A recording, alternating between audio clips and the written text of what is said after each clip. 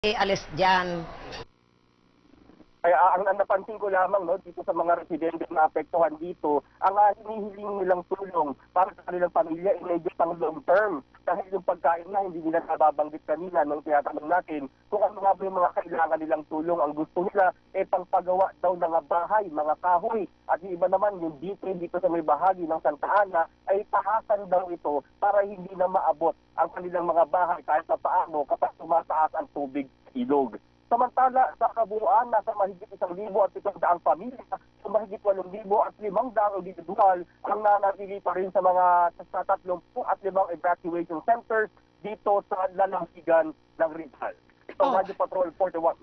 Jeffrey, teka, magtatanong lang ako. Yung mga tao ba dyan kaya humihingi sila ng mga gamit para sa bahay nila? Marami bang mga bahay dyan ang materyales? Dito sa isang kanto lamang na napuntahan ko, napakahaba nitong ilog, pero dito sa may bahagi ng Zuniga Street sa Santa Ana, San Mateo, 8 bahay na magkakatabi na wash out talaga. Wash out. Ibig sabihin ko mga kapamilya, walang natira. Naalib na talaga ng ilog ang kanilang mga gamit. Kaya pagsabi nga nila, kapag bumaba na itong tubig dito sa San Mateo River, yun, magtatayo sila muli ng kanilang bahay. Yun nga lang ang problema po, wala na daw silang budget dito dahil taon-taon daw nila yung ginagawa.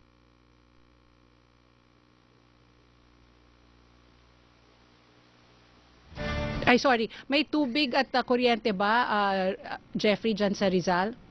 Meron naman dito, okay. Hindi naman daw nawalan talaga ng supply ng tubig at kuryente. Pero ay dagdag ko lamang, yung dike kasi dito, may dike naman dito sa may bahagi ng San Mateo River, sa may bahagi ng Santa Ana. Pero mababa lamang ito, kaya kapag tumaas ang tubig, parang hindi na rin makikita itong dike, wala rin.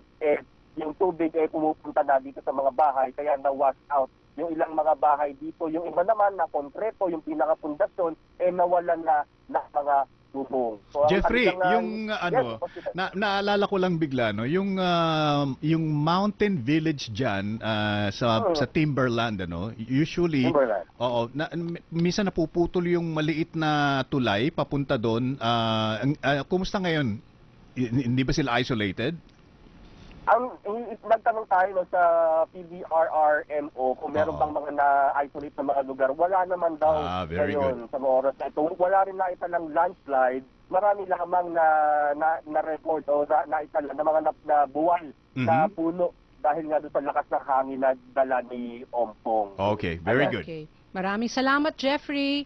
Ingat lang rin dyan. Maraming salamat. Ito, Radyo Patrol 41, Jeffrey Hernandez, ABS-CBN News, DZNA. Thank you, Jeffrey Hernandez. Back-to-back report. Xander Cayabyab, mahigit 40 insidente ng landslide na itala sa Cordillera Administrative Region ayon sa NDRRMC. Xander Cayabyab, detalye. Yes, Boss Peter at Miss Pat P, umabot na nga sa 2 responder ang namatay dahil sa kasagsagan ng rescue operations sa mga landslide sa Cordillera Administrative Region.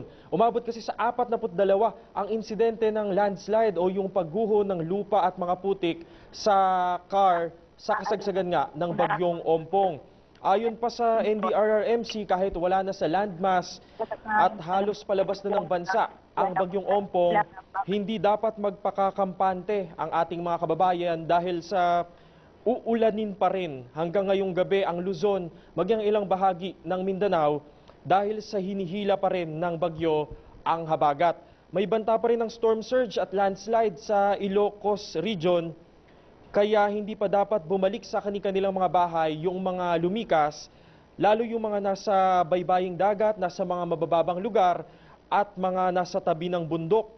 Nagpapakawala pa rin ng tubig ang mga dam sa Hilagang Luzon dahil sa mga pag-ulan, kaya posible namang bahain yung mga barangay na o mga residente sa mga barangay malapit sa mga dam. Minomonitor ngayon ng NDRRMC yung river basins. Kabilang dyan ang Marikina River, La Mesa Dam at Pampanga River na posibleng magdulot naman ng mga pagbaha.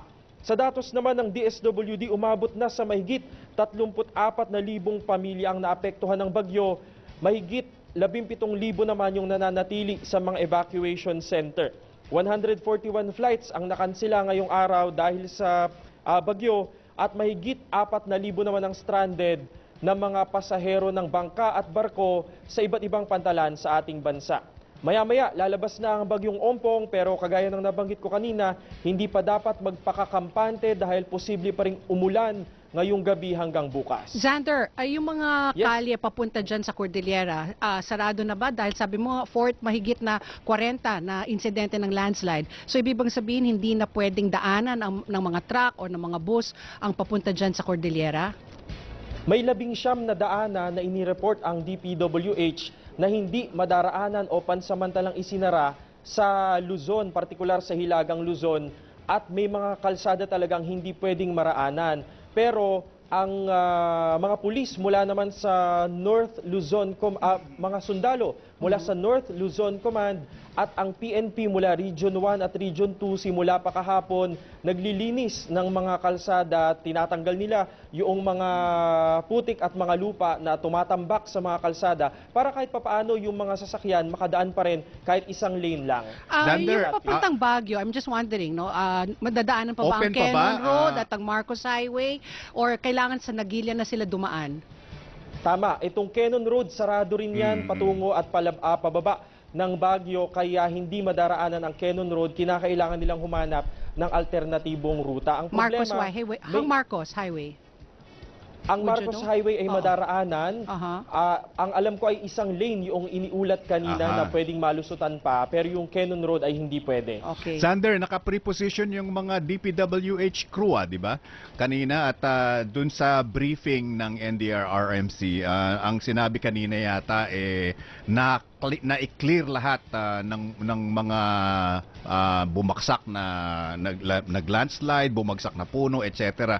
So para lang sa kapakanan ng ating mga kababayan na medyo gustong makauwi, no, sa probinsya, lalong-lalo na doon sa Ilocos, Cagayan, Isabela, pwede ba silang mag-bus ngayon at makakarating ba sila ng mahinusay sa kanilang tutunguhang hometown kung saan man yun sa Isabela, Cagayan o Ilocos? Ang problema, Sir Peter, kapag ngayong gabi sila umuwi, posible silang ma-stranded sa lansangan o sa bus dahil may ilang mga kalsada ang hindi pa talaga madaraanan ng matiwasay dahil sa may mga debris pa rin na kasalukuyang nililinis. Ang pangako naman ng DPWH, matatapos yan ngayong araw hanggang bukas dahil nga sa tuloy-tuloy yung ginagawa nilang clearing operations simula pa kanina. Kapag hindi umuulan, yung nakikisama ang panahon, tuloy-tuloy yung kanilang operasyon, pero kapag nagkakaroon ng mga pagbuhos ng ulan, naaantala yung kanilang clearing operations. Very good, Xander. Siguro ang ano lang natin, ang mai-suggest natin, bago po kayo pumunta sa mga bus terminals, tawagan nyo na muna yung inyong mga, whether that is for the North or Ilocos, Cagayan, Isabela, bago po kayo pumunta, tumawag kayo dahil alam nila kung makakarating kayo ng mahinusay o merong mga tinatawag na mga close traffic, yan ang tawag nila sa amin na kailangan maghintay ka o magpalitan ng bus. Hindi po practical yung ganun. Go ahead.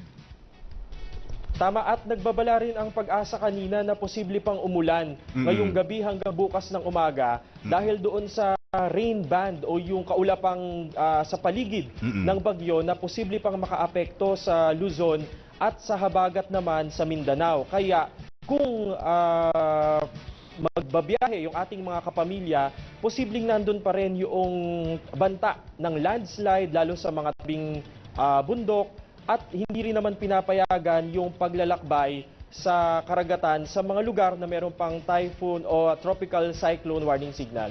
Okay, very good. Maraming salamat, Xander, at sana ingat kayo dyan. At maraming salamat sa NDRRMC sa kanilang ulat na binigay sa iyo. Thank you. And 7:29 ang ating oras ngayon, alas 7:29. Ito po ang special coverage ng Bagyong Ompong dito sa DZMM. At katuwang ang lahat ng mga reporters ng Integrated News and Current Affairs. Nakalatag po sila sa iba't ibang mga probinsya na apektado ng Bagyong Ompong. Sa Line 3, ang isa sa pinakaunang na-deploy, si Raya Kapulong, may report na nasa evacuation center daw yung mga residente sa Tuguegarao at pinagbabawalan pang umuwi sa kanilang tahanan. Raya Kapulong, report please.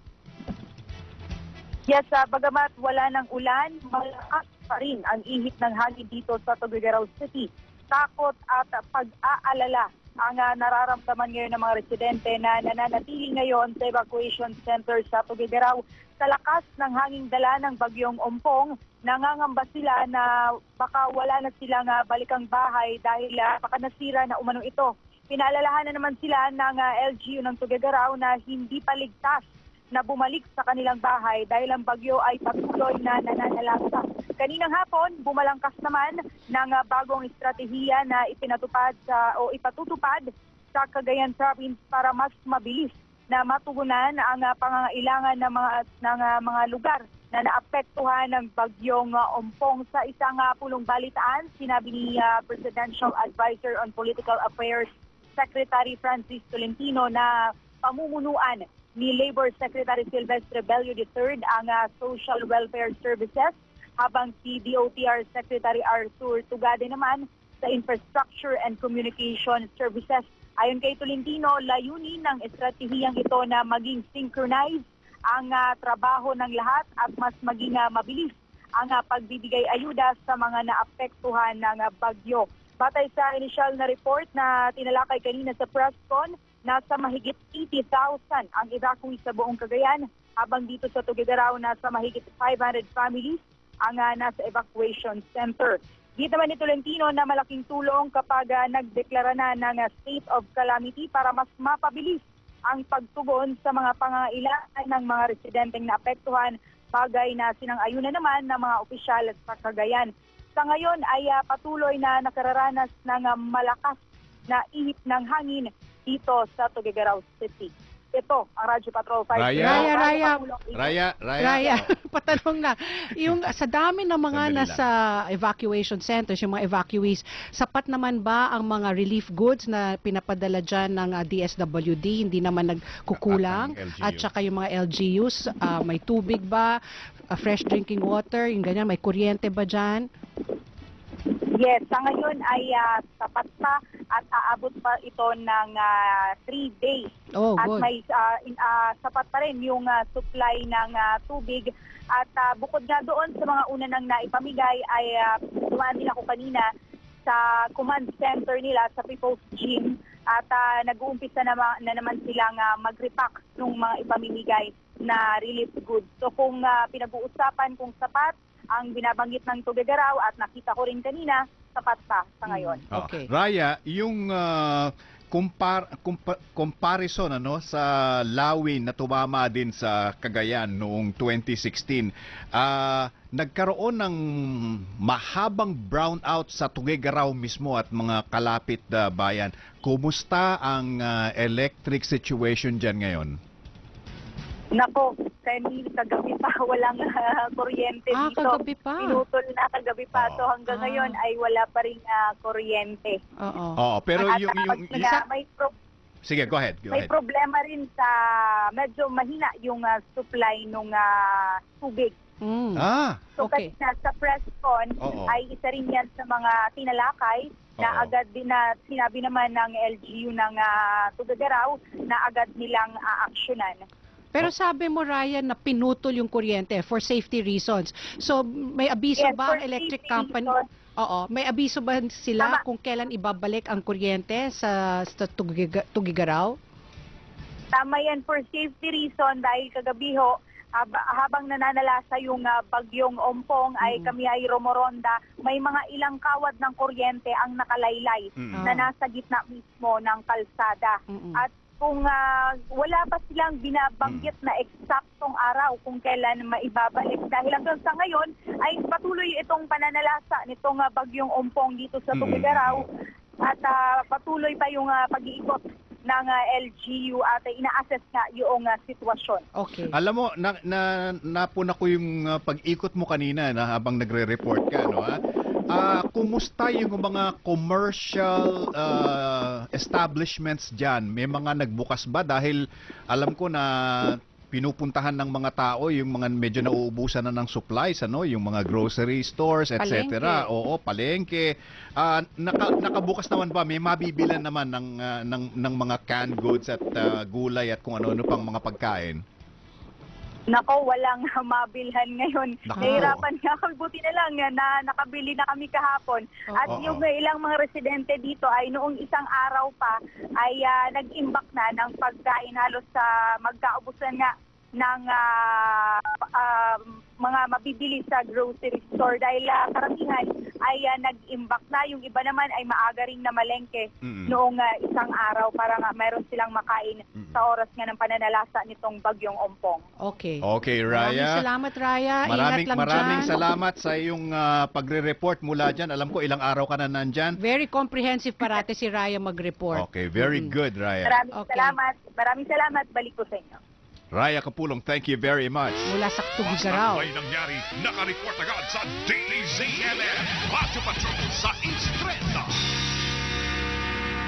Bagyong Ompong. A DZMM special coverage. Alas 7:35, meron po tayong mga iba pang reports na napapasok. In the meantime, magbabalik po ang special coverage ng DZMM. Si Lourdes Marilu Manla, tubong Cagayan de Oro, ang nanguna sa papremyong brand new house and lot mula sa Alessandra. Hindi ako makapaniwala. Pag panood ko, kita ko ang pangalan kong ang laki-laki. Hindi maputol yung sigaw namin. Tagal ko na nangarap na sa sarili naming bahay. Congratulations, Mami Lourdes. Sana'y mas lalong maging masaya ang iyong pamilya sa paglipat nyo dito sa Alessandra. Congratulations, kapamilya! Mr. Wonderful is on his way to Manila to deliver the hard truth behind business success. Entrepreneur, author, venture capitalist, and Shark Tank's host, ANC Leadership Series presents Mr. Wonderful Kevin O'Leary, November 12, 2018 at the Sofitel Philippine Plaza, Manila. Take the lead and reserve your ticket. Bagyong Ompong. A DZMM 7 dito sa ating special coverage ng Bagyong Ompong sa DZMM. Partner, ikaw, Quezon City, nawalan ka ba ng kuryente sa Oo. area mo? Ilang Dalawang oras? beses. Dalawang beses? Dalawang beses at oras ang binilang. Kagabi pa or ngayong Kagabi. araw lang? Ano Kagabi oras? Pa. Ano bang oras yung nawalan ng kuryente? Parang mga bandang 1:00 yata ng madaling araw. Talaga? Ano oras bumalik? Oo. Bumalik after about 2 hours lang. Oh, Tapos okay. namatay ulit nung Umaga. Oo. Ah. Kaya kailangan namin magkandila muna dahil 'di ba? Oo. Ako buti na lang. Romantic. Buti hindi kami nawalan ng kuryente. Oo, parang napakaswerte mo naman. Napakaswerte. Sabi Oo. ko, yan ang upside lang pag ang kondo mo, kaharap na kaharap ang Meralco. Oo. Talagang hindi ka mawawalan siguro ng kuryente dahil kung mawalan kami ng kuryente, ibig sabihin walang kuryente rin ang Meralco.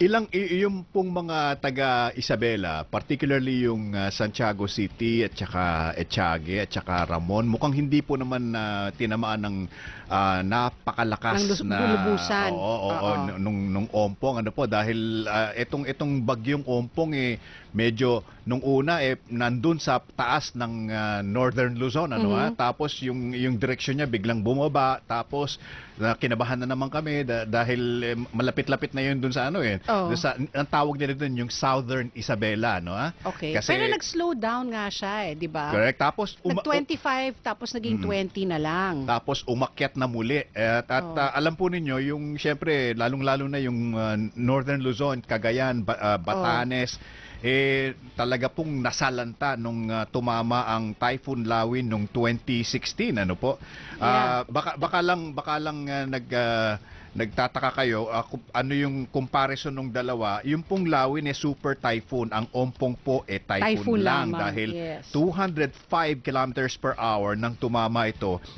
nag-landfall ito, samantalang ang Lawin ay 225 kilometers per hour. Pero ang Ompong, ang lawak niya is 900 was 900 kilometers.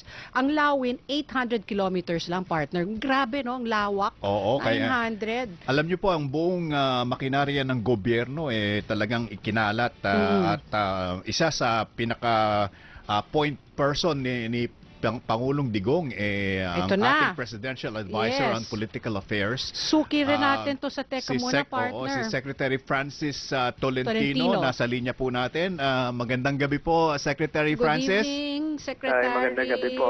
Magandang gabi po sa Sanay inyong na dalawa sanay sa ka ating na sa mga ganito, di ba? taga-subaybay. Opo. Oo.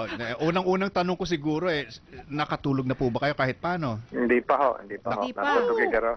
Nasa Oo. Tugigaraw Oo. po ako Tugigaraw. ngayon at bukas ng umaga ang takbo ko po ay sa Kalinga. Kasi Paano kayo lilipat sa Kalinga? by land na po ako at may konti lang na landslide doon. Alam ko na clear na. So makaka-travel na po siguro tayo sa Kalinga. Oh. Kasi we just had Raya nag-report at walang kuryente kahapon pa daw, kagabi pa daw. Wala na nga daw mabili na halos sa mga grocery at sarado ng merkado. So kamusta yung mga tao naman ho dyan, Secretary? Anong tulong po? Dito po sa sa Tugigaraw po Opo, wala nga opo. pong kuryente kahapon pa ho ito. So Oo. okay naman po na ang sa tingin ko kausap ko kanina yung National Grid at saka yung mga electric cooperatives para ma-normalize po yung electric situation dito. 5 to 6 days pa ang sinabi nila. Wow. Oo. Kasi marami na putol din na nakawad at kailangan din naman safe yung mga electrician nila sa pagkakabit nito. So they're still going on an assessment mode kung ang saan, kailan, hanggang saan yung Quirino to Nueva Vizcaya at yung papunta rito sa Isabela, papunta rin po sa Cagayan. Pero sabi rin po ni Raya, pati yung tubig po hirap rin po ang Yung tubig. kung tinutukoy ni Raya ay Cagayan, kasi nakita ko si Raya kanina dito sa tumawag po ako ng Emergency Regional Disaster Coordinating Meeting. Yung report po ng Metro Tugigaraw Water District, malaki po ito. Medyo humina lang yung supply nila kasi kailangan ng mga water pumps at yung mga water pumps ay tumatakbo po yung karamihan sa electricity. Electricity, So may tubig naman, kaya lang kulang yung supply daw dito sa Tugigaraw. Pero hindi naman totally wala pong tubig. Kanina po sa isang interview dito sa DZMM, meron pong nagsabi na yung patuloy na pagpapakawala ng tubig ng Magat Dam, kahit paano yung nakakaapekto upstream sa papunta ng ilang bayan ng Cagayan. Meron na po ba kayong report tungkol dun sa mga namamagang ilog?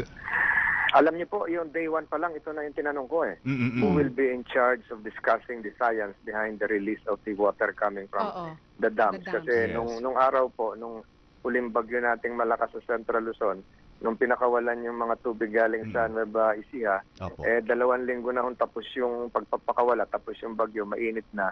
Bigla ang bumaha sa Hagonoy, Bulacan at Karatig na lugar. So, gusto ko man kayong kasagutin dyan. Hindi ko alam yung science nito Ang in charge po dito ay Pag-asa at sinabi nila nagbibigay sila ng 2 oras na warning bago po i-release yung mga tubig. So, humihingi ako ng paumanhin. Hindi ko alam yung technical nito. Okay lang po, okay lang po. Paano po yan. Pero isa po yan sa kinwestiyon ko dahil kung saturated na yung tubig, nagpakawala pa ng tubig sa dam, ay makakatagtag po yan.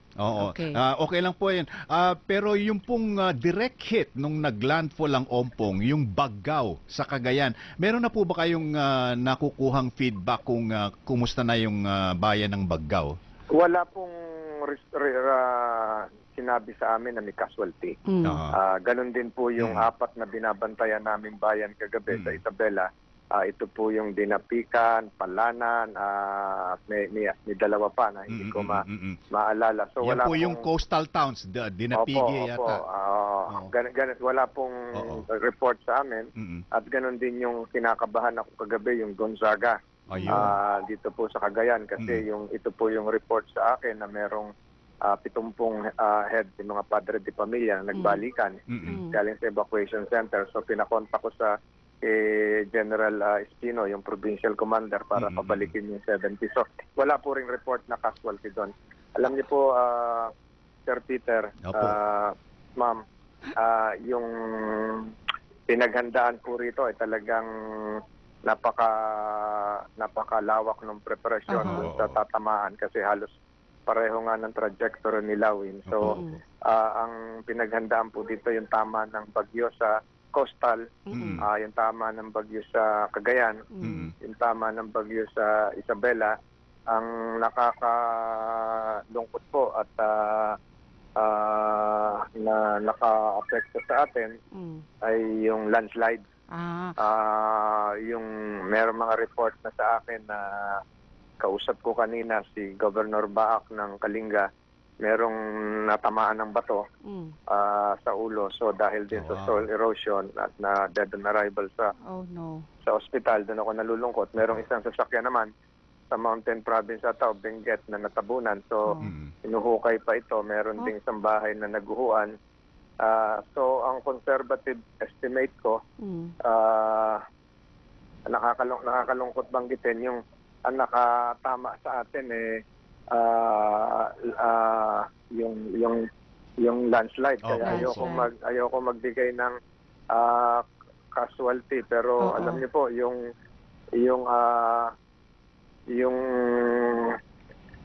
landslide talagang pinaghahandaan din yan. Pero ito po bago lang ito, kayo lang makakuha ng balitang ito.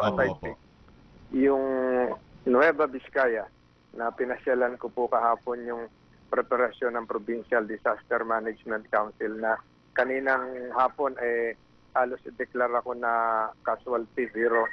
Ito may report sa akin na meron pong 4 na biktima na naguhuan sa landslide. Doon po sa dahil sa landslide sa Barangay Banao sa Kayapan, Nueva Vizcaya. Ito kadarating lang po itong note sa akin at nabagsakan po yung bahay nila. So isang pamilya po ito na pinapa-evacuate sila. Pero ayaw lumikas.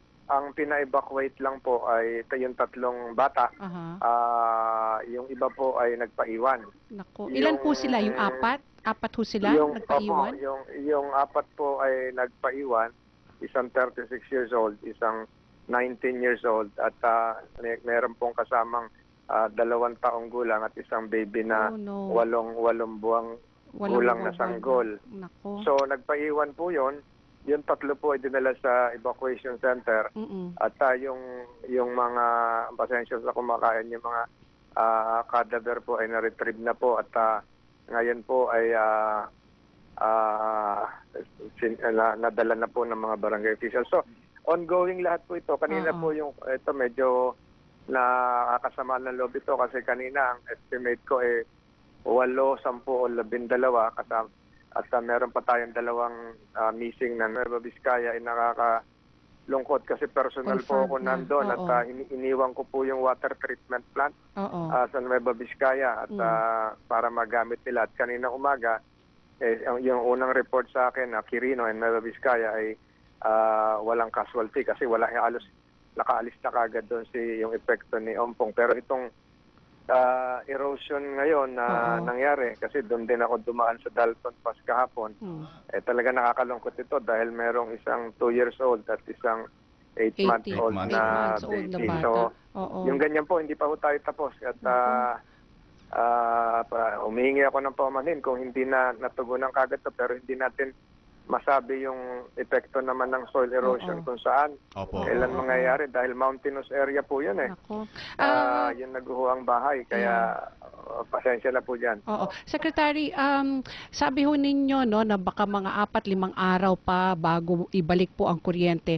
Ang Tugigaraw ho ba, dideklara na ba under state of calamity? At saka, is it safe to announce na walang pasok sa Lunes?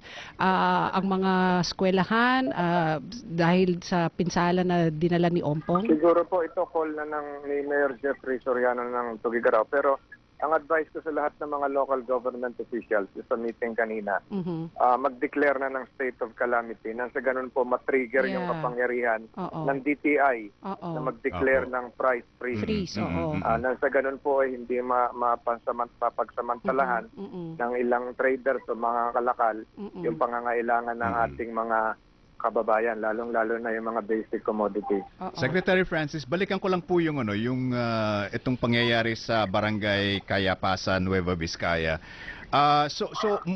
Dahil apat Bago lang po ito. Opo. Ito pong so apat po yung natagpuan at kumpirmadong namatay dahil sa landslide po. So, Kayo lang po unang nagbalita pa niyan. Okay, flash report na natin yan. Pero yung total report po on how many have died because of Ompong. Tumaas po ito ngayon kasi kanina nandun lang ako sa population na 8, 10, 12. So, nadagdagan ng 4 ngayon. So, baka 16. Nag-16 na po tayo. So, hindi ko pa masabi. Pero, Sir Peter, hindi sa ginajustify ko to. Lahat po ng buhay ay mahalaga. Lahat ng buhay ay mahalaga. Life is precious. Yung unang sinabi na 5.7 million Filipinos will be affected by Typhoon Ompong. Talaga nakakatakot po yun. Kagabi po, kinakalog po yung tinutulugan ko. Natanggal na nga yung bubong at kisame. So, hindi ko ginajustify na konti lang yan. Ang sa akin po, mahalaga po yung bawat buhay. Talagang nakakalungkot. At ako po, akala ko, tapos na ako. Kanina pong meeting ko ng Regional Council, akala ko casualty zero kami. Pero ngayon na nadadagdagan, talagang mabigat din po ito sa kalooban ko dahil ginawa po ng kapulisan ng lahat.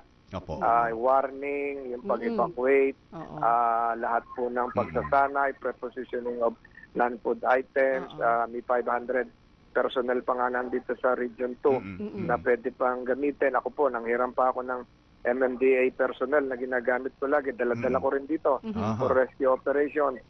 So nakakalungkot po ito, lalong-lalo na itong 2 taon gulang at yung 8 buwan na baby. It doesn't take away the fact po, I suppose, na matinding paghahanda ang ginawa ng ating mga local government units, ang ating national government at lahat po. As a matter of fact, meron po akong mga pinapanood kanina ng mga foreign networks. Ang sinasabi nga po nila is we will not know until several days after kung ano po talaga yung extent ng damage nitong Ompong. Pero at least initially alam nila na medyo maganda yung naging preventive measures, Opo, I was just interviewed by the British Broadcasting Corporation at yun din po ang sinabi ko that we did all our best at tulong-tulong po lahat ng mga mamamayan at iba naman po ang kultura natin sa kanila at ginawa po natin lahat. Okay. So, Secretary Francis, maraming salamat po sa inyo. Maraming salamat din po. Safe travels papunta sa Kalinga. Kalinga, yung susunod yung biyahe. Baka meron po kayong bilin sa iba pang mga affected areas ng Ompong. Yun nga po, hanggat wala pong instructions ang ating mga authorities, huwag muna kayo mag-alisan sa evacuation center.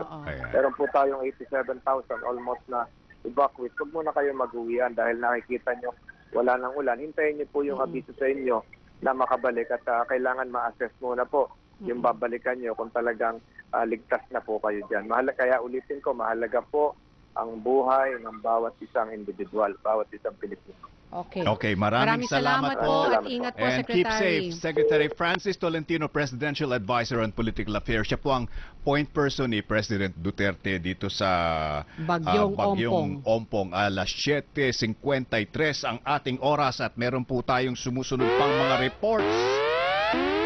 Si Sandro Ochona nagbabalik mga bayan sa paligid ng Agno River sa Pangasinan dapat nang palikasin dahil sa posibleng flash flood. Oo, Peter, kaugnay nga yan dito sa San Roque Dam at ito nga ay nagpapakawala na. DZMM Radyo Patrol Flash Report! Report na si Sandro. Oo, Peter, nagpapakawala na. Sorry about that, Sandro. Go ahead, please. Oo, itong San Roque Dam kasi nagpapakawala na ng tubig at ito, kausapin lang natin si Ginoong Richard Orindain, ang hydrologist ng Pag-asa tungkol nga doon sa kanilang babala. Sir, nagpapakawala na ng tubig itong San Roque Dam. Ano po ba yung implikasyon nito?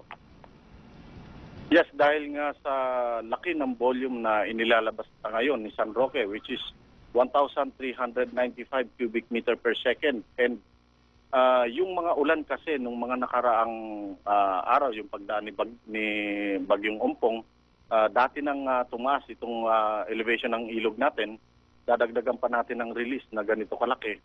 talagang magkakaroon tayo ng flash flooding dito sa mga area na to.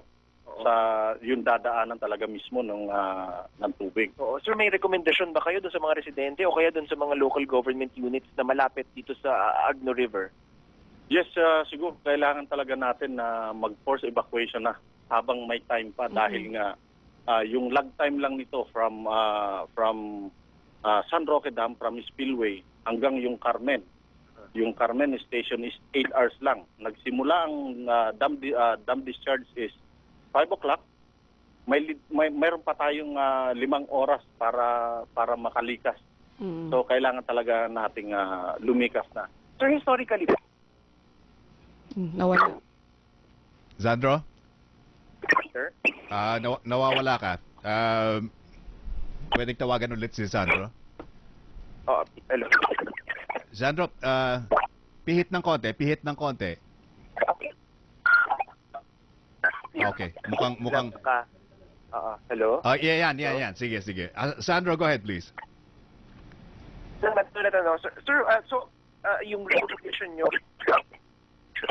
bakit? Well, dahil nga sa laki ng volume na inilalabas sa ngayon ni San Roque Dam, which is 1,395 cubic meter per second, hindi na kayang i-accommodate nito yung ganun kalaking volume ni Agno River. So, dahil taas na siya nung dumaan si Ompong. So, yun na nangyari. Talagang magkakaroon ng malawakang pagbaha dito sa mga lugar na to na dadaanan mismo ni pagpapakawala ng San Roque.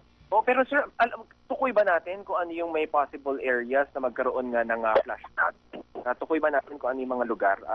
Meron ba tayong areas kung ano yung mga lugar?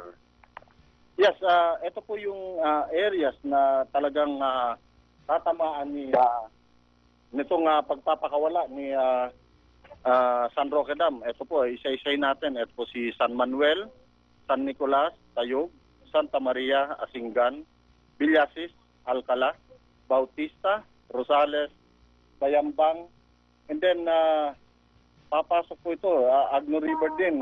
Ito pong after Bayambang, yung Orbis Pundo, mga Tarem, Aguilar, and Lingayen. And then lalabas na po ito ng Lingayen Gulf. Sir, may idea ba tayo kung gaano kataas yung possible na pagtaas ng tubig? Kawala ng tubig ng San Roque Dam?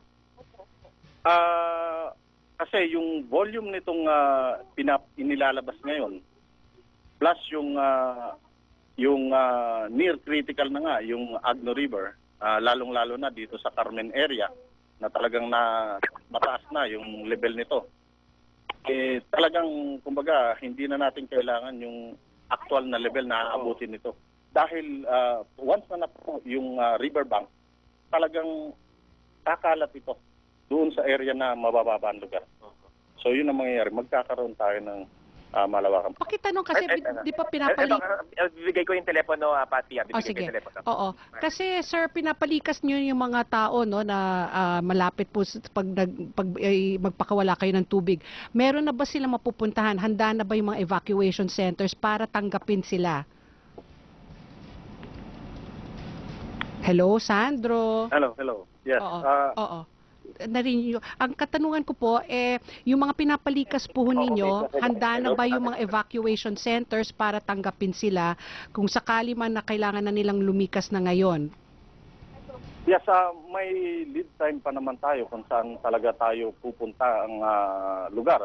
Siyempre sa evacuation center or doon na lang sa medyo matataas na lugar na talagang hindi maaapektuhan itong pag-apaw nga ng ilog ng Agno dahil nga sa release ni San Roque.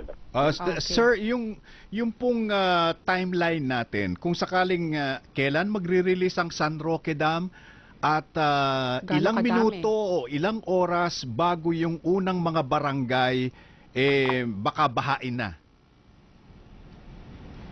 Yes, yung una kasi tatamaan nito, yung pinakaunang tatamaan talaga nito is ito pong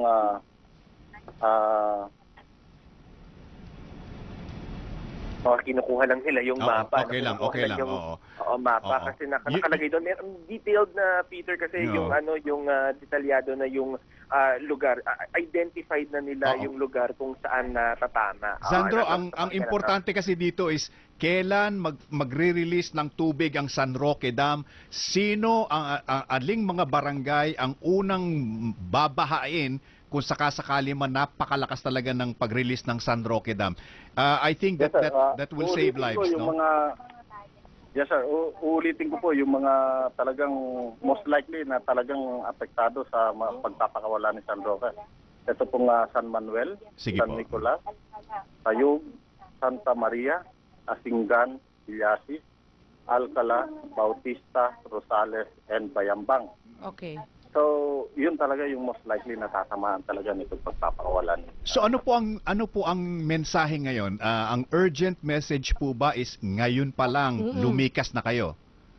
Opo, dahil yung lag time kasi nitong from Spillway papunta po ng Carmen Station natin, 8 oras po ito. And nag-start po yung release niya alas 5 ng hapon, kanina po. So, yung 8 hours na yun, nabawasan na ng 3 hours. 3 hours, 5 hours na lang. 5 hours. 5 hours na talagang... So, dapat bago mag-alauna ng umaga, dapat nakaalis na sila dyan. Yes, yes po ma'am. Base po dun sa dami ng inilalabas na tubig, nire-release na tubig ng San Roque Dam, ano po ang inyong pagtaya kung ilang pie o ilang feet o ilang metro yung taas ng tubig na aapaw mula sa Agno River at maapektuhan itong mga barangay ng San Manuel at iba pa? Okay, yung computation natin diyan kasi yung by yung flow. Yung tolerable flow kasi ni Agno River is yung pinakamataas na is 1,600 cubic meter per second. And dahil nga may mga pag-ulan nung dumaan na si Ompong, si Bagyong Ompong, so tumaas na yung elevation niya. Nabawasan na yung dapat na i-accommodate na 1,600 cubic meter per second. Plus yung release nitong Simagat Dam na mahigit 1,300 cubic meter per second. Talagang magkakaroon talaga ng kumbaga aapaw talaga yung ilog ng Ang nabanggit po ninyo yung Magat Dam, ibig mo bang sabihin yan pwedeng magsama yung nire-release ng San Roque Dam at saka Magat Dam? Hindi po. San Roque lang po tayo. San Roque lang po tayo. Nabanggit po ninyo yung Magat Dam. Ano po yung kinalaman nun? Sorry po. Sa San Roque Dam lang po tayo pinag-uusapan natin. Okay. Understood po. Understood. Okay. So, para lang po, no, pasensya na po kayo. Pauulit ko lang yung mga barangay dahil napaka-importante po nito. So, San Manuel, ano pa po? Ito po yung mga munisipyo po ito. San Manuel, San Nicolas, Tayog, Santa Maria, Asingan, Villasis, Alcala, Bautista, Rosales, and Bayambang. So after Bayambang po, mayroon pa rin pong mga lugar na maaari pong maapektuhan din. Ito po yung Orbistondo, mga Tarem, Aguilar, and Lingayen. Ito na po yung Lingayen. Ito po yung pinakahuling bayan na dadaanan nitong tubig and then diretso na po ng Lingayen Gulf. Malalaki po yung mga bayan na ibang nabanggit ninyo. So, yung pong mga local government units na nang nabanggit na mga bayan, kung nakikinig po kayo, lumikas yun po ang urgent message ngayon na kung pwedeng lumikas na yung mga nasa tabi ng Agno River. Pumunta na sa evacuation center or sa mataas na lugar ang payo nila. Maraming salamat po, sir. Yes, maraming salamat din po at magandang gabi. Magandang gabi po, Sir Sandro. Oo, yun, Peter. At Pat P. si Ginoong Richard Orendain, ang hydrologist mula nga sa Pag-asa. So, mainam na sumunod na lang tayo nandun sa ipinapayo ng Pag-asa para masiguro nga na tayo ay ligtas. Mula pa rin dito sa Pag-asa, ito ang Radyo Patrol 48, Zandro Ochona, ABS-CBN News, DZMM. Thank you, Zandro. DZMM, Radyo Patrol, Flash Report! Bagyong Ompong Flash Reports! Bagyong Ompong, a DZMM special coverage. Alas 8:05 ang ating oras dito po sa special coverage ng Bagyong Ompong sa DZMM. Oo, magpapaalam na ako at magte-take over sa akin ang napaka-poging Carl Negosyo Balita. I'm just warning everybody, kung hindi nyo kailangan lumabas, sa bahay na lang muna kayo, lalo na yung mga nasa probinsya na dinaanan po ni Bagyong Ompong, ang Isabela, ang Ilocos, Cagayan, Tugigaraw.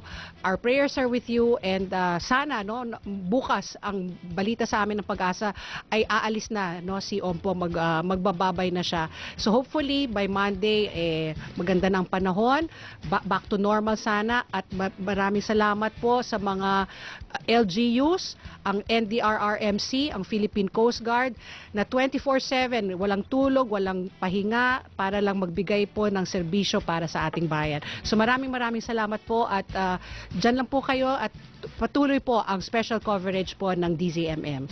At magkakaroon po ng mother coverage naman si Pat P. Kaya kailangan niyang umuwi. Ano yung mother coverage? Magluluto ka pa. Akala ko kung ano. Okay, Mr. Carl Balita, dito ka na sa aking upuan. Thank you very much. I'll see you, Peter. Thank you very much, Have a partner. safe and good weekend, and stay dry. Okay? Okay, at susunod na po si Carl Balita dito po sa ating special coverage ng Bagyong Ompong na naglandfall kaninang madaling araw, 1:40, at ang tinamaan nga po ng landfall na yun directly ay ang Bagao, Cagayan. So mamaya po kasama po si Carl. Magkakaroon po tayo ng interviews pa doon sa ilang mga bayan na talagang naapektuhan itong Ompong. Ano po, sa Isabela, sa Cagayan. So far, Carl, ang balita natin brown out pa rin ang buong Tuguegarao. Yes, Sir Peter. At alam kong pamilyar ka doon sa lugar na yon dahil may mga eskwelahan kaya doon sa Isabela at saka sa Tuguegarao. Actually, naka-schedule ako sa Martes at sa Miyerkules na doon magkaklase. Kaso sa Lagay daw ay mukhang hindi kakayanin kasi walang kuryente, tapos maraming tumumba talaga. At saka ang inaalala natin yung mga nasalanta. So yung kalungkutan, nakikisimpatya tayo sa mga na tanggalan ng bubong, yung mga pananim. Yun, Sir Peter, ang nakakalungkot kasi marami tayong kababayan sa areas na yun ay mga farmers. Oo, at maraming palay na inaanid dun sa lugar na yun. Yun. Actually, nung last week, galing ako Mindoro, ay aanihin na yung mga palay. Ang sabi ko kahapon, ano kayo nangyari? Na kung nabaha yung mga lugar na yun, syempre. Sabi nung mga magsasaka, Carl, hindi na baling malugi daw sila ng 30% dahil hindi pa nga talagang lubos na hinog yung yung mga palay, pero sabi nga kaysa sa mawala lahat, pero kami po ay nagpapasalamat talaga dun sa alalay ng iba't ibang ahensya ng gobyerno, dahil in times like this anything and everything counts. Lalo po sa yung mga direct hit ng Bagyong Ompong, kahit na po sabihin pa na mas mahina siya kaysa sa Lawin, pero dito lang po sa Quezon City kagabi, dahil hindi ako natulog halos. Nakakatakot? Oo. Takot ako sa tunog. Isipin po ninyo, 450 kilometers away ang Quezon City mula sa Tuguegarao, Cagayan. Ano pa kaya yung nandun? Actually, yung anak ko, nagising akong umiiyak at ang inaalala yung aso. Kasi talagang ramdam na ramdam mo sa bubong, parang may binubuhos, tapos yung hangin. Ini-imagine ko na lang yung, may post si Pastor Comar Adtani ng Tuguegarao kagabi, na napanood ko nung midnight mismo, nung kasagsagan ng hangin, talagang makakabahan ka kahit na naririnig mo lang siya. Sinasabi niya yung naririnig niya na naririnig mo din sa kanyang Facebook Live. Nakakapangamba. Pero masaraya na rin tayo na sinabi nilang ito'y less in terms of intensity kumpara dun sa Lawin na naranasan nilang 2016. Tama? Pero ang coverage po ay mas malawak yung Ompong kaysa sa Lawin. At ang pagbugso naman mas matindi ang bugso ng Lawin at 315 kilometers per hour versus 255 kay Ompong. Ano po? Yung kaninang interview with Secretary Francis Tolentino. Yeah, I was monitoring, Sir Peter. Oo, medyo nakakalungkot at nakakabagabag yun dahil ang kanyang flash report nga kanina, 4 ang namatay sa Barangay Kayapa sa Nueva Vizcaya. Alam mo, Sir Peter, ang concern ko, sa ni-request ko nga kanina sa ating producer, alam mo, karamihan ng sinasabi nating vegetable gulay ay galing Vizcaya eh. Sinatawag lang natin gulay Baguio, pero ang talagang ang production niyan, isang malaking production source niyan is Nueva Vizcaya. Kasi ang Benguet nagdeklara na ng epekto sa kanilang agrikultura. Maganda rin siguro malaman natin kung anong epekto nito sa Vizcaya. Ayan. So meron tayong updates ngayon tungkol sa kalagayan ng Cagayan Valley. Ang chairman po ng Cagayan Valley PDRRMC, si Director Dante Balao. Director, good evening po. Kumusta po kayo? Good evening, Speaker and Carl. Mahangin ang buong lahat. Okay. Thank you for joining us po. Director, konting pihit lang po. Medyo choppy ang dating. Ano po? So, saan po kayo located ngayon exactly? At this moment. Sorry po. Did you say Tuguegarao? Yes po. At this moment, nasa Tuguegarao City ako. Okay. Kausap po namin kanina si Secretary Francis Tolentino.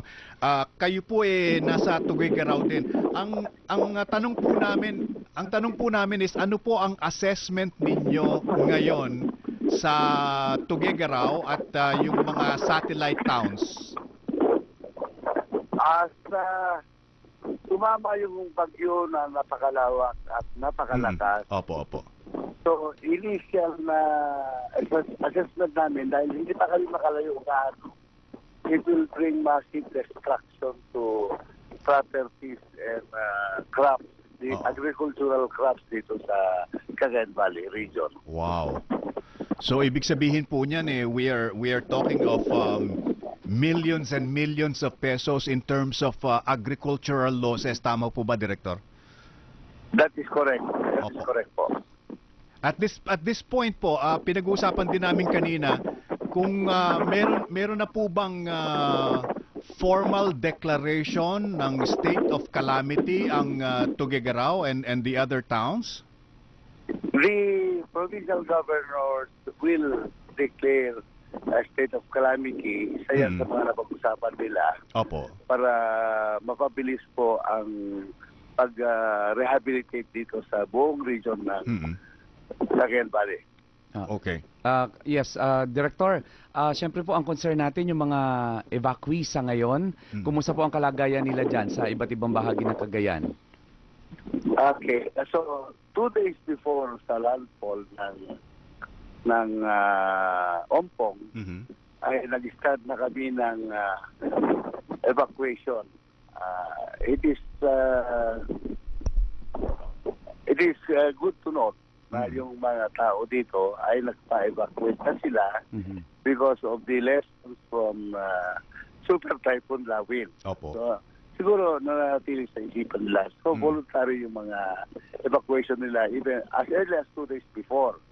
So, therefore, as a result, lahat ng mga residents na nasa coastline na pwedeng tamaan na storm surge, lahat ng residente na nasa area na mababa at maaaring tamaan ng baha, lahat ng residente, especially dito sa province of Quirino and Vizcaya, na prone to landslides, yung ibang portion yan, ay nagpa-evacuate. So, estimated mga ilang pamilya yan, Director? Mga ilang pong pamilya pinag-uusapan natin dito?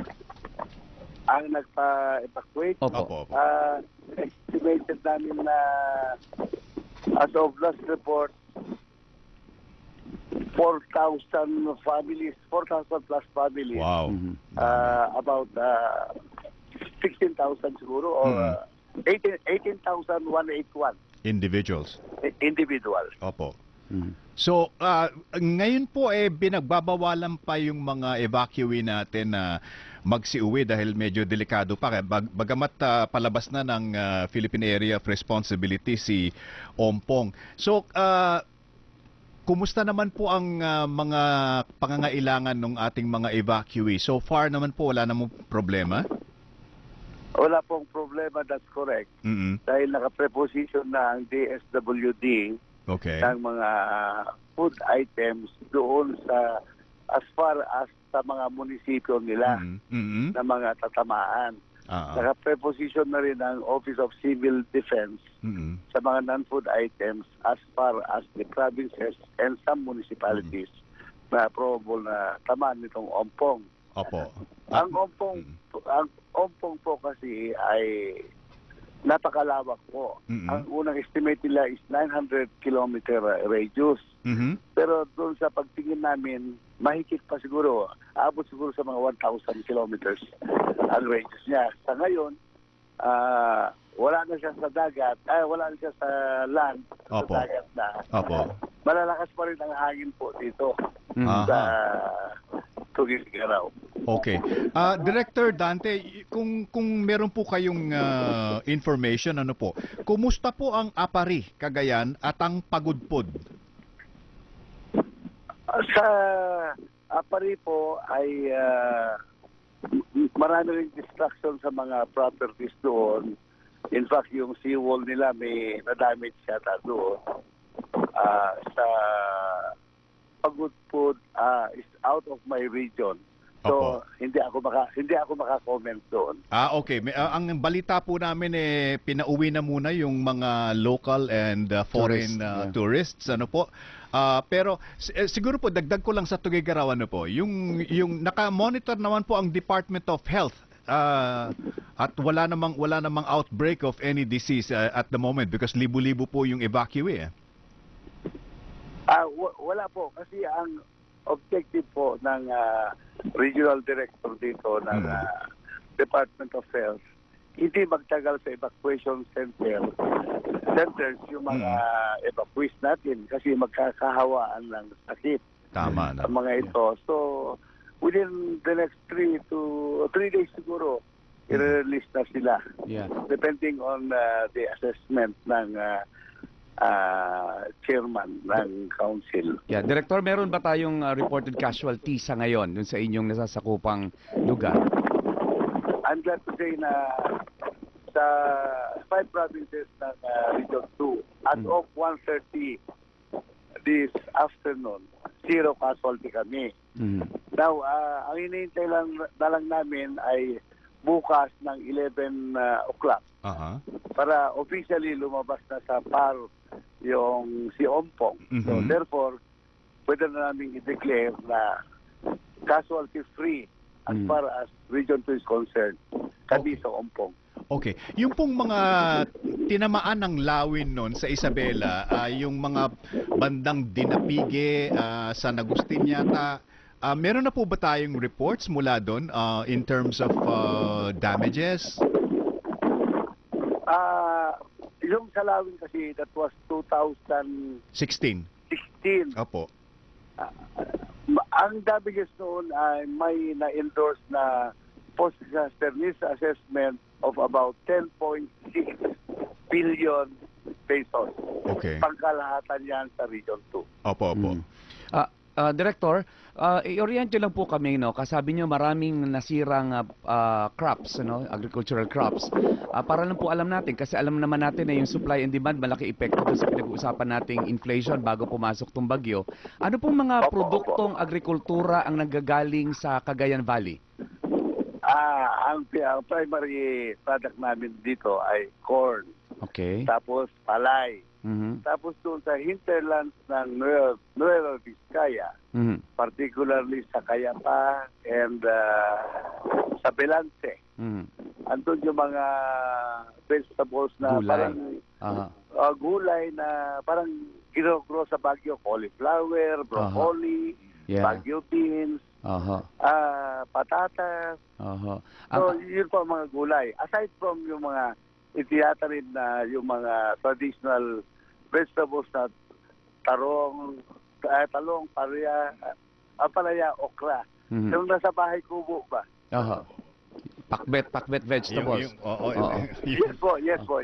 Actually, ang sabi nga po nila, isang malaking production ng agricultural supply ng Baguio ay dyan nanggagaling sa inyong lugar. Tama po ba, Director? Ang masasabi ko ay yung galing sa Cordillera, galing sa Baguio, sa Benguet, is ang quality ng vegetable nila is parehas lang dito sa galing sa Cayapa and Belance sa Nueva Vizcaya. Okay. Yung pong pag-usapan po natin yung mga supply ng bigas at iba pang prime commodities po dyan sa Tuguegarao at possibly Ilagan. Wala namang pong problema ba kasi ang report ni Raya Kapulong, yung aming reporter kanina, bihira daw pa rin po ang nakabukas ng mga tindahan diyan sa may bandang Tuguegarao. Okay. Siguro ang report niya ay yung kasagsagan kasi malakas pa po ang hangin hanggang sa ngayon. So napag-usapan na yan. In fact, sabi ng mga governors dito, upon declaration ng state of calamity, price freeze sa mga basic food items at saka construction supply. Okay. Tinakil yan sa meeting kanina. So ang ano naman po, yung mga serbisyo ng kuryente, syempre wala po sa buong probinsya ngayon, Direktor, ano?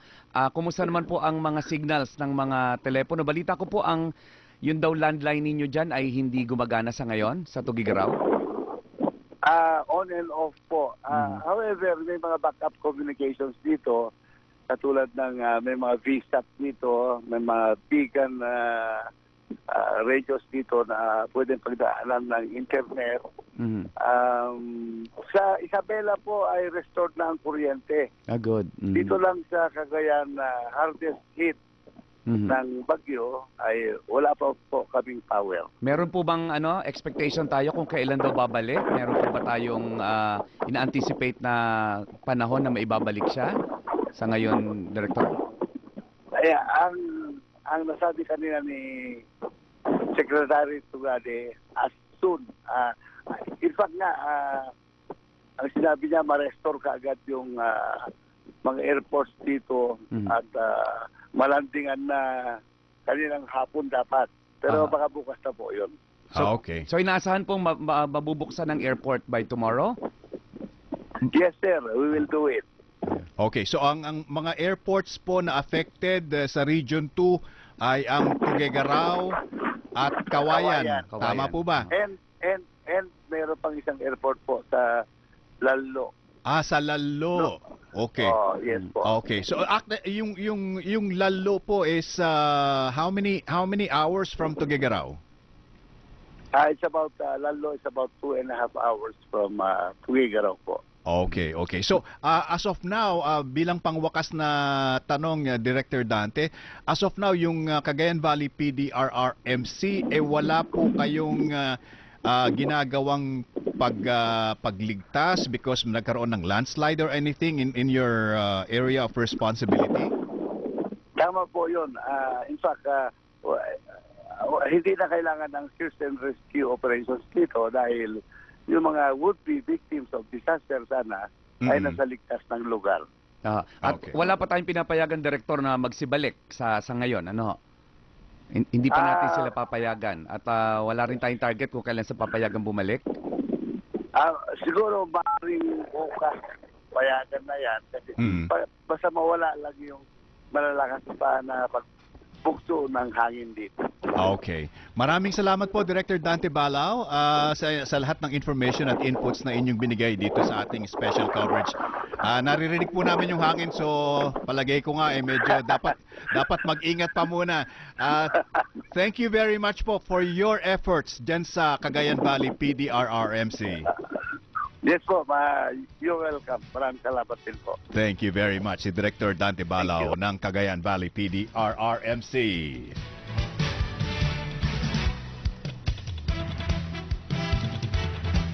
Bagyong Ombong at DZMM Special Coverage. Sama po si Carl Balita at si Peter Musngi sa Oras na alas 8:24. Nasa linya po natin ang alkalde ng Arengay, La Union, si Mayor Eric Sibuma. Mayor Eric, good evening po sa inyo. Magandang gabi rin ho, Sir Carl. Salamat po sa pagsagot na ninyo sa aming tawag. Ano po, mangungumusta lang po na kami ngayon dahil ang Arengay La Union po ba isa sa mga tinamaan nitong si Bagyong Ompong at ano na po ang estado ngayon ng inyong bayan? Yes sir,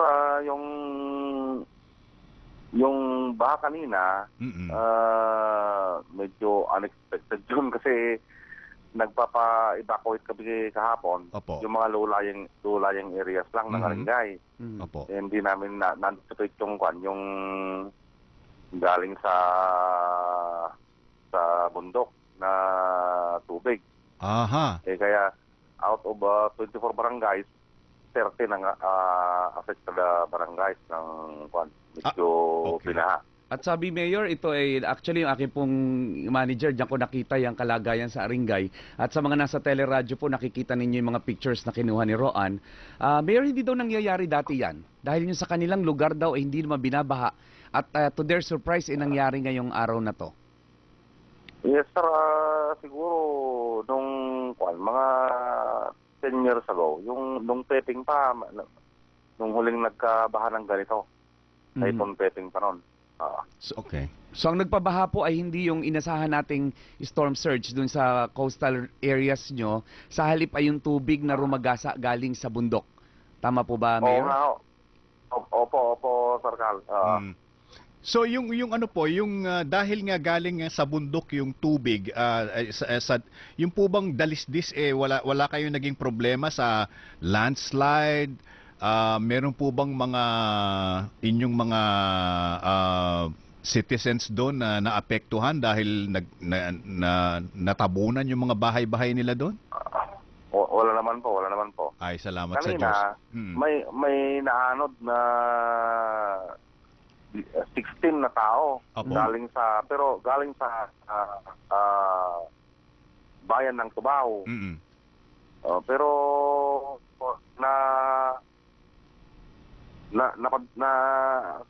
sumadsad dito sa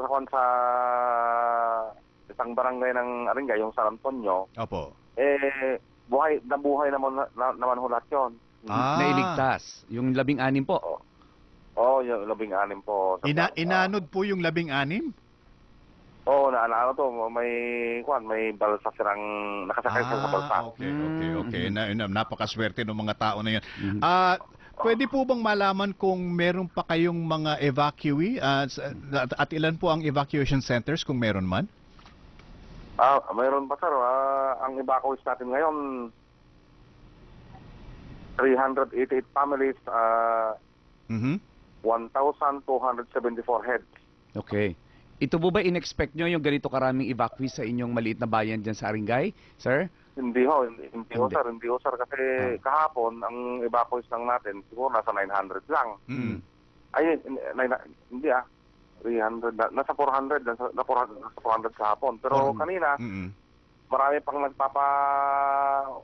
nagpapatulong na ma-evacuate pero wala na, medyo mataas ng tubig. Hindi na natin kayang lusungin yon. Okay. So bumaba na ang ibig nyo sabihin kasi kung 400 kahapon, mga 338 families na lang ngayon, tama po ba? Hindi, kahapon heads po yun, 400 heads. Okay. 400 heads. So ngayon, 1,074 na. Oo, 1,274. Okay. Yung pong supply ng bigas, pagkain, kumusta po yung kuryente? Wala po bang brownout? At bastante naman yung mga mabibili sa palengke at mga tindahan. Okay naman ho, yung mga supplies. Pero yung kuryente, yun ang problema kasi hanggang ngayon, medyo wala pang kuryente yung northern part ng Arengay. So Mayor, bagamat hindi nyo pinaghandaan hindi nyo in-expect itong ganito karaming evacuees, meron naman po silang nakain ngayong gabi, meron silang mga gamit para maitawid yung kanilang araw diyan po sa kanilang mga evacuation centers. Kumakain naman sila on time. Okay. Meron po bang, bilang panghuli, Mayor Eric, meron po ba kayong request sa national government at this stage or you're doing fine as it is? Sir, kung ang kailangan siguro ng mga tao, yung siguro relief goods, financial assistance kung pwede. Okay. Kung may tulong ang gobyerno. Okay, nakikinig po ang NDRRMC sa atin at ang mga opisyal ng gobyerno. Ano po? Sige po,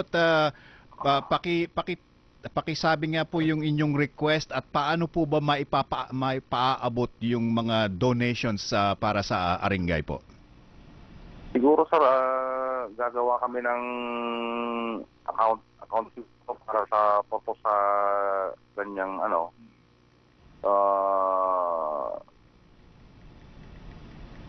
yung magandang gawin dito sa Rizal. Wala na bang wala po kayong balak naman na mag-declare ng state of calamity? Ay, meron sir, pero unahan na kami ng provincial government I na see. mag-declare ng So kasama na po kayo doon, bale? Automatic po yun. Okay. Mayor Eric Sibuma, maraming salamat po sa inyo at ipararating po namin ang inyong mga kahilingan at mga pangangailangan dyan sa Arengay, La Union. Ingat po tayo lahat. Okay, maraming salamat din po, Sir Cal. Thank you very much. Mayor Eric Sibuma ng Arengay, La Union. At sa pagbabalik natin, kukumustahin natin ang Nueva Vizcaya at makakapanayam natin si Governor Carlos Padilla sa pagbabalik po ng special coverage ng DZMM sa Bagyong Ompong.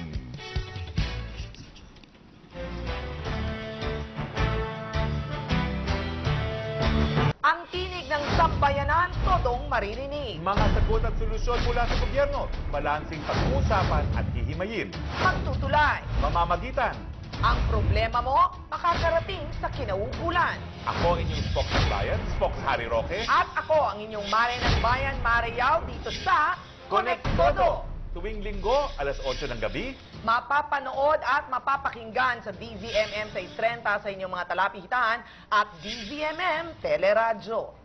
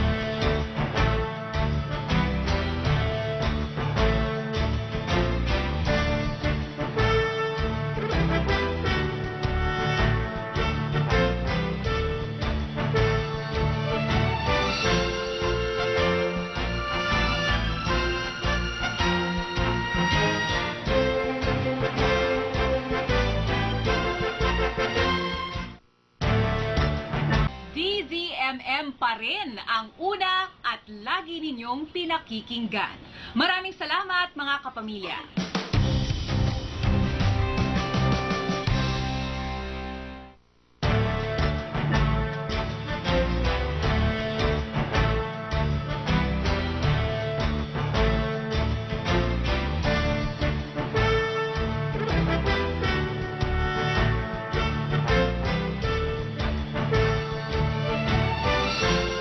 Bagyong Ompong, a DZMM special coverage. Alas 8:34 ang ating oras. Kasama po si Carl Balita at Peter Musni sa pagpapatuloy ng ating special coverage sa Bagyong Ompong. At nasa linya natin ngayon, Carl, ang gobernador ng Nueva Vizcaya, si Governor Carlos Padilla. Governor Carlos, kumusta po kayo? Magandang gabi po, Peter. At medyo maayos na hindi sapagkat siyempre napapahala po tayo sa mga pangyayari dito sa ating probinsya. Go ahead.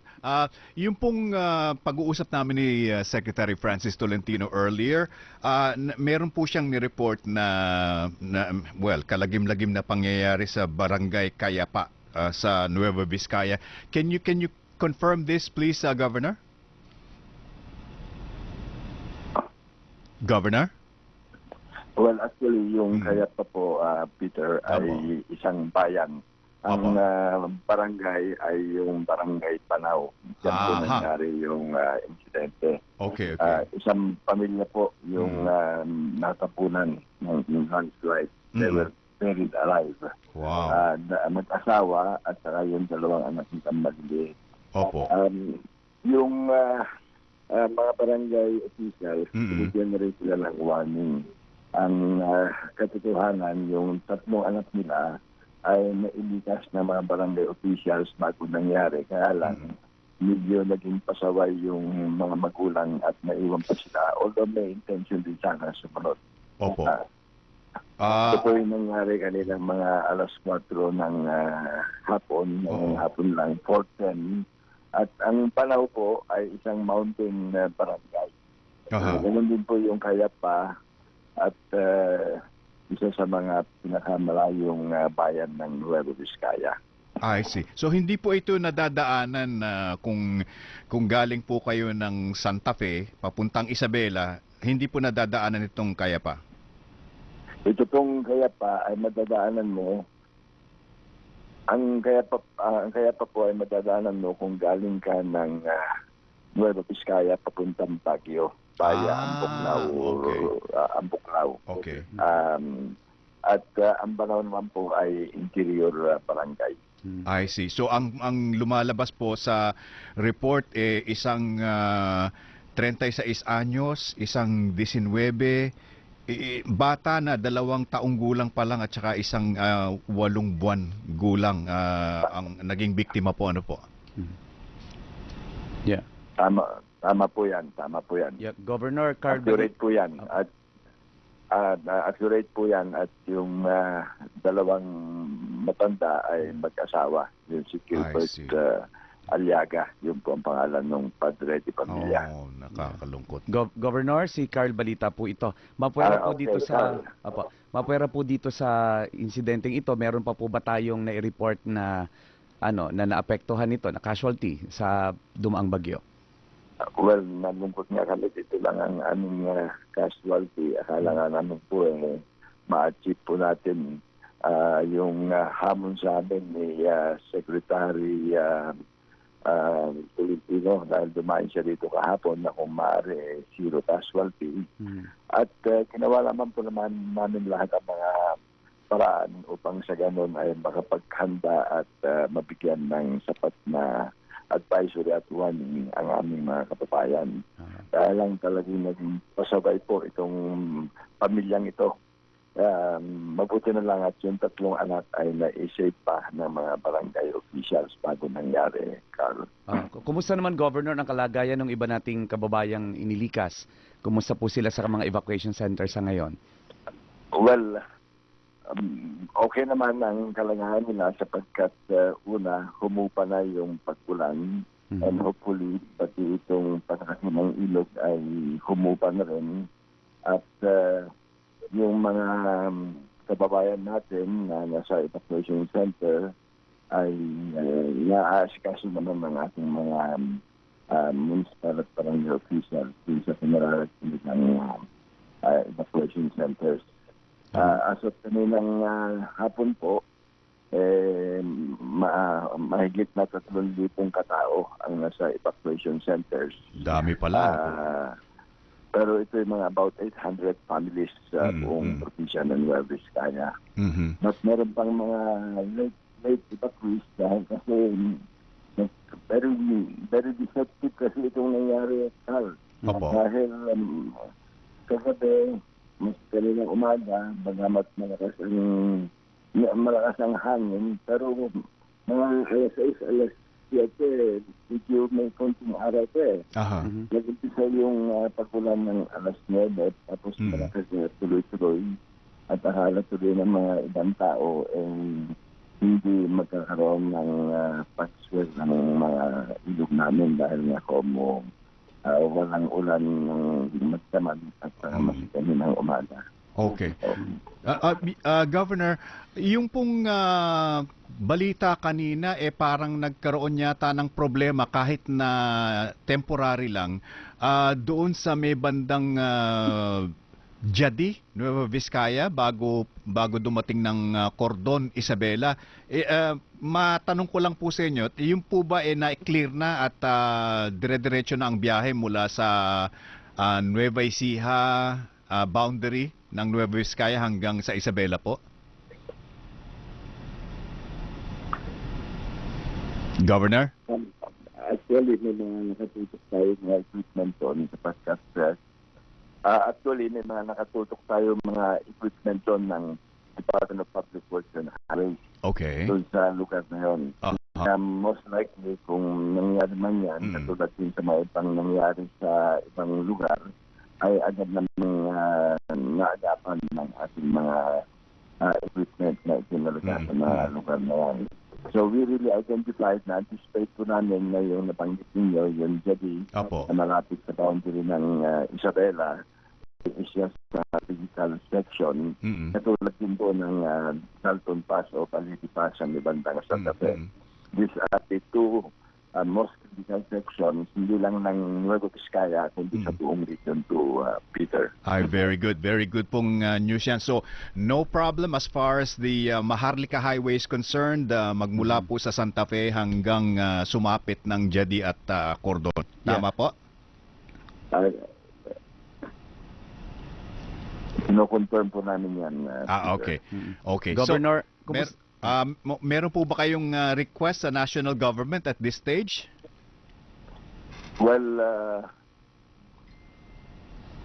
kung ito'y hindi na, kung wala na talaga, clear na wala na sa ating area of responsibility si Ompong, sa tingin namin yung mga whatever supplies at facilities na meron sa amin ngayon ay sapat to cover any eventuality for the next 1 or 2 days na darating.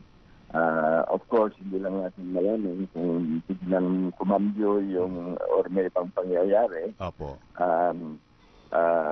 But okay naman ang aming coordination sa mga national agencies. Nabanggit ko nga kahit si Secretary Francis Tolentino ay nakatutok din sa aming probinsya. Ganon din yung mga ibang national agencies, mga civil defense, DSWD, at yung mga nakatalaga sa Nueva Vizcaya, talagang andito rin naman, katulad ng Public Works and Highways, lahat ng agencies ay nakatutok sa amin at maganda po ang aming coordination. Kaya hopefully, kung ano man ang mangyari, madali po tayo makapagbigay ng SOS na national government.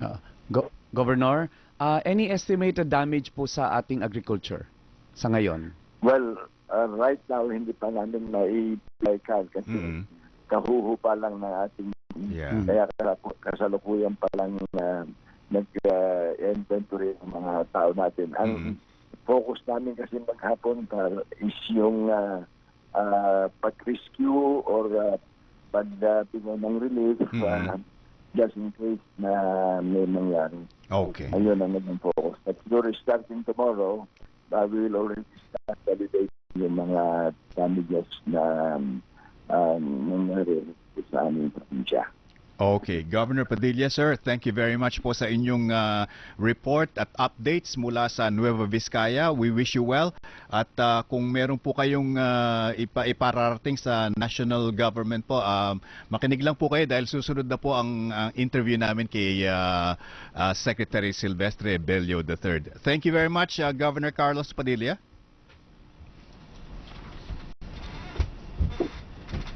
Bagyong Ompong. A DZMM special coverage. Alas 8:44 at nasa linya na po natin si Secretary Silvestre Bello III, isa pong taga Isabela at ngayon po siya ang isa sa mga point persons ni President Duterte upang malaman ang mga pangangailangan doon po sa mga affected areas ng Ompong. Secretary Bello, good evening sir. How are you? Okay lang. Good evening po. Sino ito? Si Peter Musngi po sir at saka si Carl Balita, yung inyong kailyan. Kumusta Peter? Salamat po at sa inyong pagpapaunlak. So Secretary Bello, kayo po kahapon pa yata nandiyan sa sa Isabela at Cagayan. Nung kahapon pa po, kasama ko si Secretary Tugade. Apo. At saka si Secretary Francis Tolentino. Opo. So, kausap po namin kanina si Secretary Francis. Gusto ko lang po malaman kung ano po ang assessment ninyo. Is the worst over or marami pa tayong madidiskubre na mga damages paghupa nitong bagyo na ito? Well, based on the recount ng mga tao na naka-experience nung Typhoon Lawing. Opo. Mukhang more devastating yung Typhoon Lawing. Dahil napakalakas at napakababa, kaya marami tinamaan sa baba. Opo. Pero ito naman si Ompong, bagamat mataas at marami pa rin tinamaan, medyo mabagal, masyadong nagtagal dito sa amin, pinaikot-ikot kami. Ayun. Oo.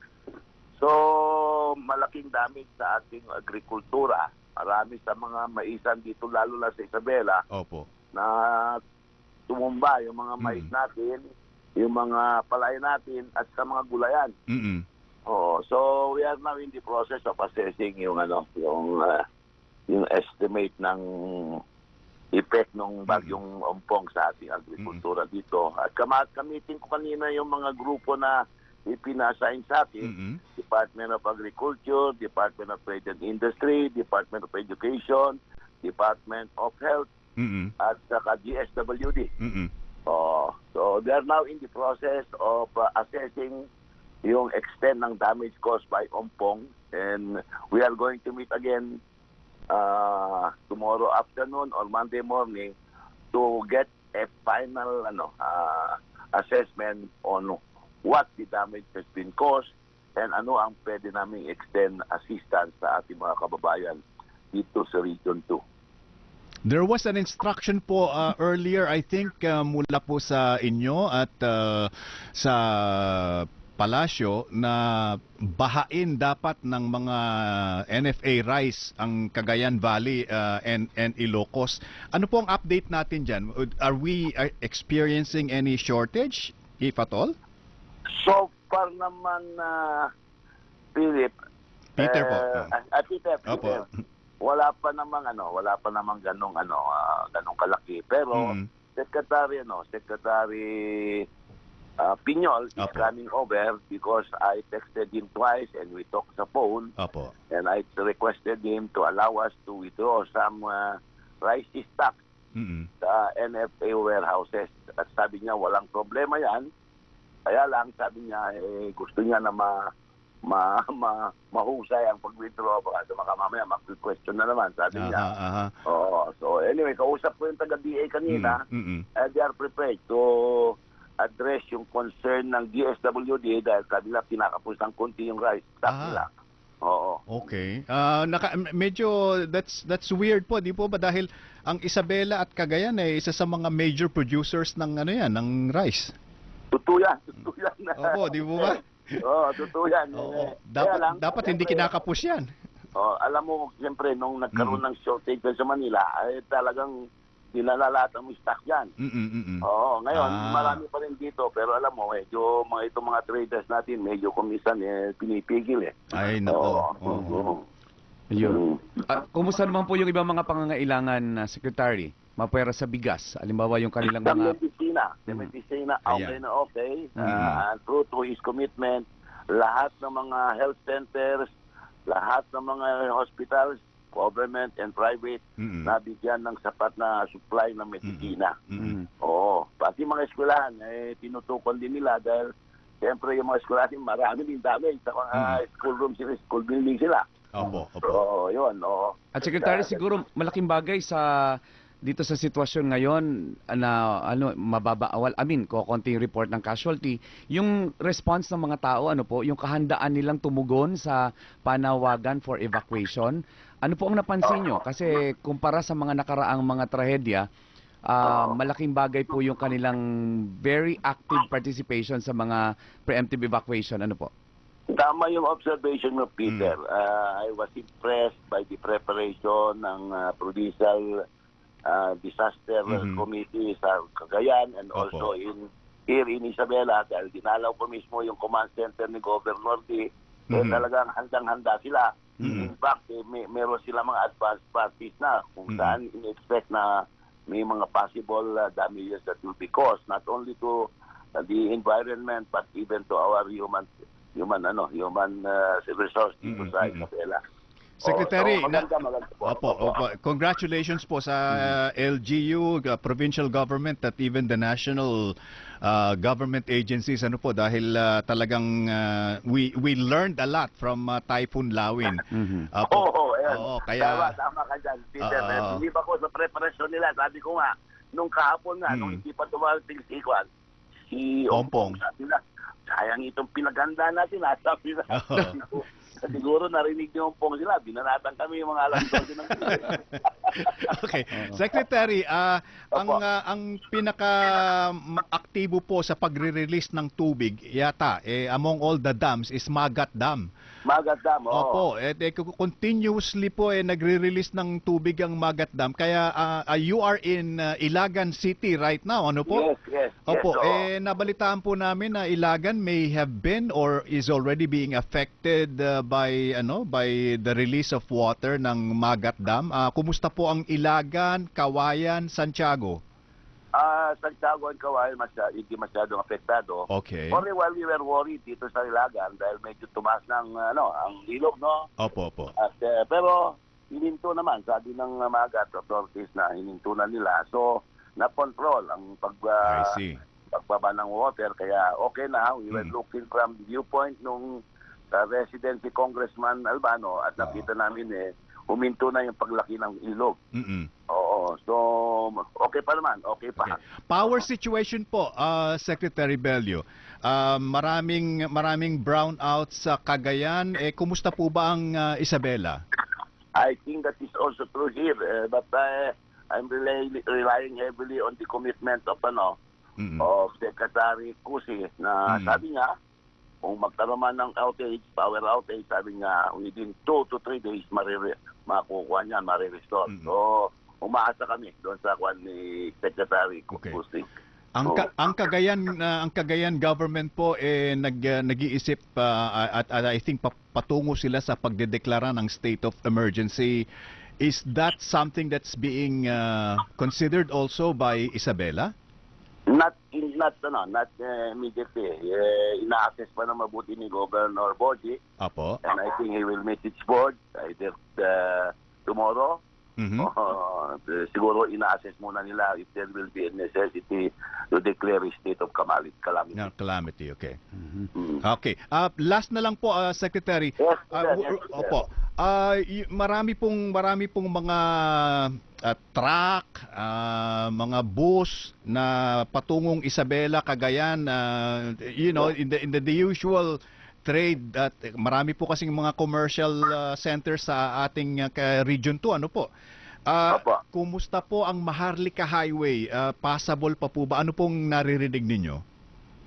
So far, mukhang passable lahat ang Maharlika Highway. In fact, I just received communication from Alaska and from Pure Foods, who have talagang I was touched by the offer for assistance ditong Alaska at saka Pure Foods. They are sending relief goods.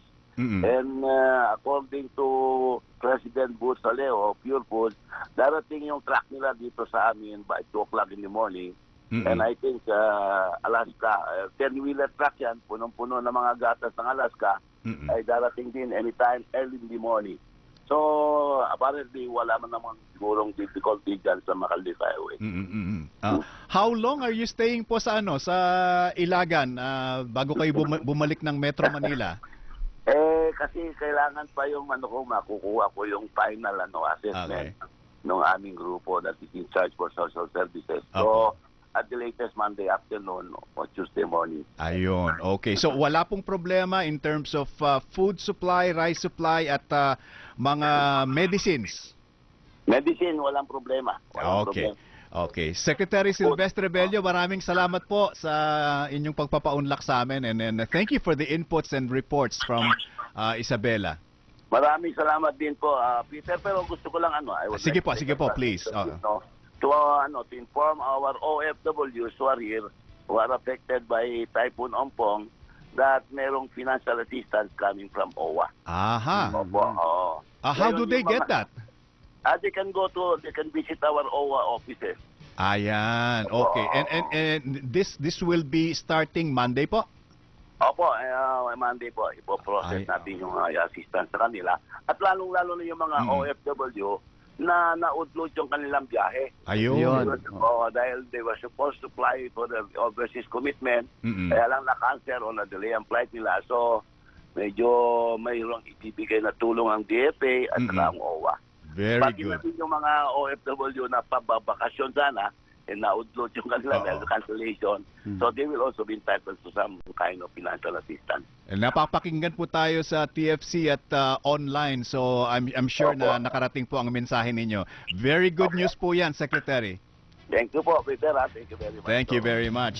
Si Secretary Silvestre Bello III, Department of Labor and Employment, ang kanyang mga updates mula sa Isabela. Bagyong Ompong, a DZMM special coverage. And Sir Peter, siyempre paalalahanan din natin ang ating mga OFW sa nasa Hong Kong kasi nakataas na daw yung T8 ngayon bukas, mamayang madaling araw sa Hong Kong at ngayon ay T3 pero inaasang by midnight ay T8. Maganda po tayo kasi mga 100,000 Filipino din ang nandyan sa Hong Kong. Pati sa China yata, marami ng Pilipino doon. Oo, papunta na dyan yung bagyo at inaasahan daw, sabi ni Tita Jem, na ang mga taga Hong Kong daw ay naka-tune in ngayon, ay itataas sa T3 ngayon pero magiging T8 by midnight. Okay. Kanina, Carl, meron tayong urgent flash report dahil sa pag-release ng tubig ng San Roque Dam. Nasa linya po natin ngayon ang Provincial Information Officer, Province of Tarlac, si Ginoong Arvin Caballo. Ginoong Arvin, kumusta po kayo dyan? Thank you for joining us tonight. Magandang gabi po, Sir Peter at Sir Carl. Very concerned lang po kasi kami dahil a few minutes ago nag-release ng report ng San Roque Dam na mag-release sila ng tubig. So very concerned kami kasi pag nag-release yan, tatamaan yung 3 bayan namin, yung Paniki, Kamiling, at saka Lapas po. So we would just like to warn our people na ito marirelease yung tubig, baka mabigla ho sila. That's why kami po ay concerned that na makarating sa kanila kaagad yung balita na may parating na tubig, Moncada including pala. Moncada. Sa mga bayan na tatamaan ho ng pag-release ng tubig na to. Sa ngayon po, anong kalagayan dyan, Sir Arvin? Yung 4 na bayan na yan? Sila po ay nakalubog ho sa tubig ngayon. Kaya nga ho, yung concern namin, pag nag-release ang San Roque, lalo ho kami lulubog. Lalong lulubog ang 4 na bayan na to. Kaya nga po, very concerned kami. Kung hanggang na po ngayon hanggang dibdib na po yung tubig. Kung mag-release pa yan, lalo pang magkakaroon ng problema. So, yun po ang concern namin. Sir Arvin, napatawag ako. Opo, kami napapakinggan dyan sa probinsya ng Tarlac. pwede niyo pong i-address na ho yung mga ating mga tao at mga tagapakinig sa Paniki, Kamiling, La Paz, Moncada. At Moncada po. Tama po. Please Opo. Go ahead. Sa mga kababayan po namin dyan sa 4 na bayan, Paniki, Moncada, La Paz, at Kamiling. Kamiling, kung may pagkakataon po, magsilikas na po muna kasi ito po parating yung tubig na galing sa San Roque Dam, lalo po tayo lulubugin dyan. So, alam na rin po na shout na rin namin sa aming mga local government officers, sumunod po kayo dun sa mga payo ng ating mga local government officials para naman sa inyong kaligtasan din, mga kababayan namin sa Tarlac. Sir Arvin, nung mga nakaraang panahon, pag nagpapakawalang ganyan, ilan ang itinataas pa niyan po sa pagpapakawala ng tubig na yan? Malaki ho. Nasa 3 hanggang 4 na talampakan po. Okay. So, kami baha. Mga bayan na yun. So, lalo po kaming babahain. Oo, lalong lulubog po yung mga bayan na yan. So, yun po hinihiling namin sa mga kababayan kasi biglaan ho yung pag-release nila. Although kailangan nilang mag-release talaga,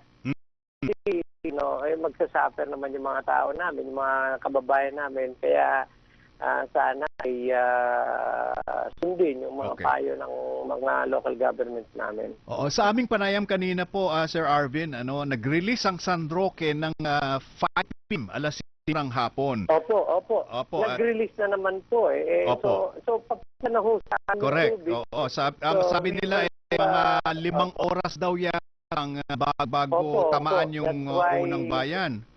So meron pa tayong mga 2 oras, ganun ba? 2 oras para mag-evacuate yung mga kabayan namin na nasa mga babang lugar sa mga bayan na pong nabanggit. At hindi po konti yung release, 1,600 cubic meters per second. Yun nga po ang isang concern namin dahil napakarami po i-release na tubig. Sir Arvin, anong tandaan nitong 4 na bayan na ito na ilikas yung mga lugar na mabababa at daanan niyang pagtaas ng tubig na yan? Ano pong tandaan nila? Well, kami po ay handa. Ang provincial government po may augmentation na process na ginawa. Nandyan na po yung mga rubber boats namin.